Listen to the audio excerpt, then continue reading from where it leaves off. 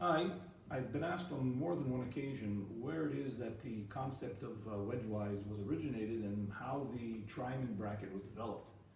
I can tell you that the seeds for this were planted into my head by Professor Conrad Maurice, who was my chairman at Harvard at the time, followed by Carla Evans, and they both taught me that orthodontics was really bone biology. I was taught by one of my father's classmates at Harvard, Vincent DeAngelis, who he organized what was called at the time the amalgamated technique, which was a light wire technique based on the pluses of the beg technique and the pluses of the edgewise technique, kind of fusing them together.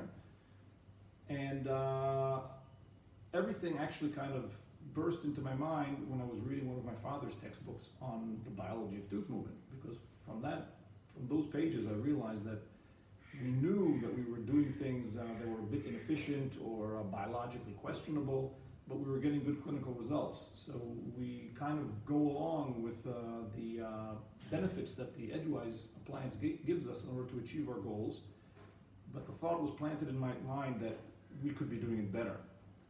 Another influence, heavy influence on me was Dr. Bob Isaacson, who I worked for when I was an assistant professor at the Medical College of Virginia, which today is headed by Steve Lindauer, who was the editor of the Angle Journal. And Professor Isaacson published in the Angle Journal a piece which included the line, and I'm going to paraphrase, that the biomechanics of translation are only created instantaneously. In other words, our edgewise appliances do not carry out that movement throughout the entire treatment of the patient.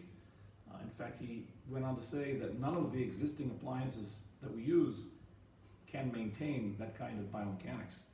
So we could be doing things in a better way. Taking all these things together made me go in a kind of a different thought direction, and I had some interesting conversations with friends of mine who were engineers, and it became very plain to me after speaking with them that edgewise was perhaps the thing to do in the 1930s, 40s, 50s when it was invented and coming into its predominance. But now we could be doing things in a smarter way, which is how wedgewise came about. So the Triamond bracket was the culmination of bringing the ideas of a kind of a hybrid bracket which still embedded some edgewise properties to it, but was essentially a different bracket and technique and approach entirely.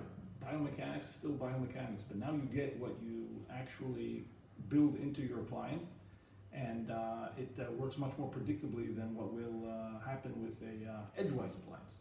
So at this point, I'd like to welcome you all to the Triamond revolution.